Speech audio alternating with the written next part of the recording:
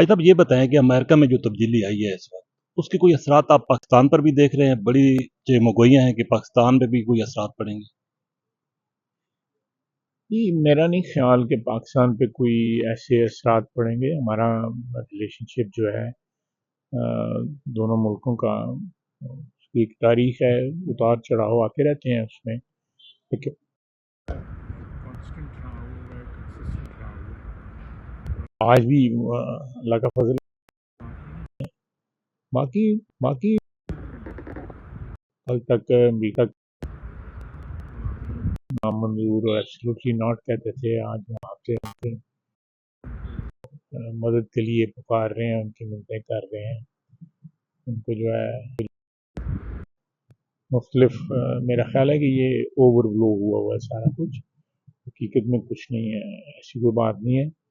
और मेरा ख्याल है बड़ी कंस्ट्रक्टिव तकरीर की है प्रेसिडेंट ट्रंप ने, और उन्होंने जो नॉन इंटरफेरेंस जो है उसकी पॉलिसी के ऊपर भी बात की है। उन्होंने जंगों से जो है, जो मुख्तलिफ जंगों में माजी में बहुत सी दहाइयों में अमेरिका इन्वॉल्व रहा है, उससे भी गुरेज करने की बात की है।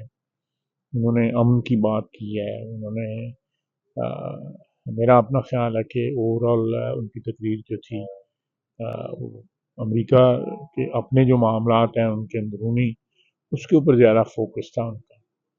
और सबसे बड़ी अच्छा शगुन ये है कि उन्होंने जो प्रेसिडेंट बाइडेन इतने महीनों में गजा के लिए कुछ नहीं कर सके थे, उन्होंने पिछले 5-6-7 दिनों में वो करवा ली है, सीज फायर करा ली। चलो 42 दिन की है, लेकिन कुछ रिस्पाइट तो नज़र आया है ना सारी ट्रेजिडी के अंदर।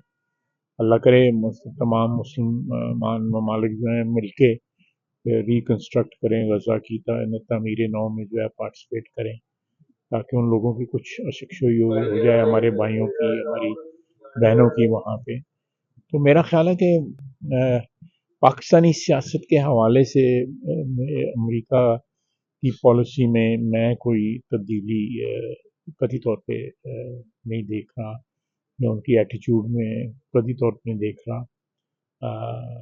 जो ये अमेरिका के इंटरेस्ट में भी है, इस खिते के इंटरेस्ट में भी है कि यहाँ पे कोई इस किस्म की एफर्ट ना नज़र नहीं आना चाहिए, इसमें पता लगे कि जी कि कोई यहाँ पे कोई इंटरफेरेंस हो रही है। तो मुझे इसका कतई तौर पे कोई शायबा भी नज़र नहीं आ रहा। बस कुछ लोग जो जिनकी अपनी प्रॉब्लम्स हैं उसकी वजह से शोर मचा रहे हैं, अदरवाइज कोई ऐसी बात। भाई साहब ये बताएं कि अब्बानी पीटीआई ने एक बार तो फिर कहा है कि अगर 7 दिन के अंदर 9 मई के हवाले से कमीशन नहीं बनता, 9 मई के हवाले से 7 दिन के अंदर कमीशन नहीं बनता, तो मुज़ाकरात जो है वो आगे नहीं चल सकेंगे। तो मुमकिन है कमीशन बनना, और क्या बनने जा रहा है? उन मुज़ाकरात का जो इनिशिएटिव था उनका था, आपको भी पता है, और हमने अच्छा रिस्पांस किया उसके ऊपर। मुज़ाकरात में 3-4 सेशन भी हुए हैं।